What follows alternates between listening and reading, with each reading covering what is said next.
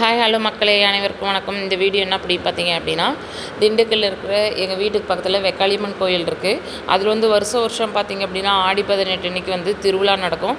மொதல் நாள் வந்து 18 அன்றைக்கி பூக்குழியும், அடுத்த நாள் வந்து முளைப்பாரி எடுத்துகிட்டு ஒரு 6 மணி சுமாரில் சாயந்தரமாக நடக்கும்.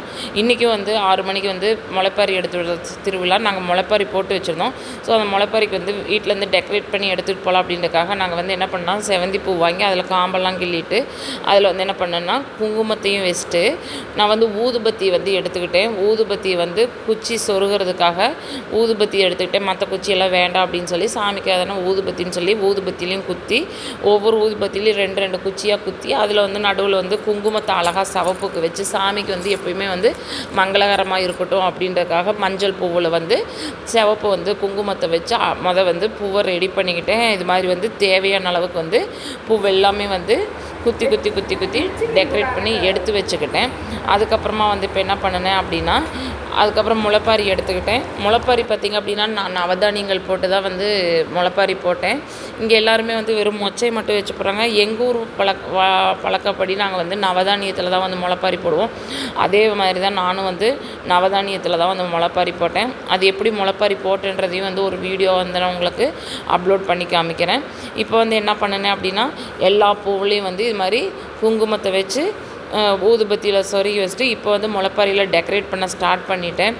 அதாவது என்னென்னா, முளைப்பாரியில் வந்து சுற்றியும் வந்து செவந்தி பூவை வந்து அப்படியே வந்து குத்தி வச்சுக்கிட்டே வந்தேன்.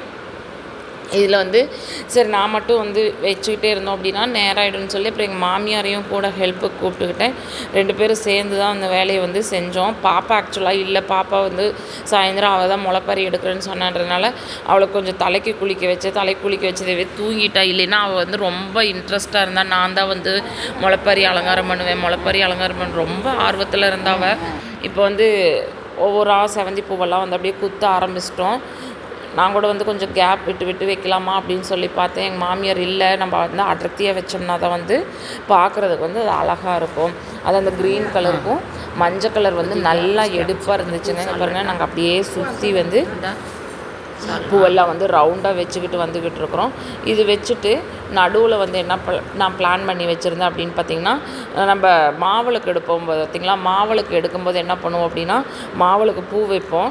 அதே மாதிரி நான் இன்றைக்கி அதையும் வாங்கிக்கிட்டு வந்திருந்தேன். அங்கே பாருங்கள், ஒரு சில இடத்துல குங்குமம் நல்லா தெரியாமல் இருந்துச்சுன்னு சொல்லி அதையும் எங்கள் மாமியார் வந்து நல்லா வைக்க ஆரம்பித்தாங்க, குங்குமம்லாம் நல்லா தெரிகிற மாதிரி. அதுக்கப்புறம் மாவிளக்கு பூ வந்து நடுவில் வந்து நல்லா குத்தி விட்டது. செம க்யூட்டாக இருந்துச்சு பார்க்குறதுக்கு. அதாவது பச்சை கலரு சுற்றியும் வந்து மஞ்சள் கலரு வெள்ளை கலர்லாம் வச்சு குங்குமம் வச்சு நடுவில் இது மாதிரி வந்து வச்சது செம்ம அழகாக இருந்துச்சு.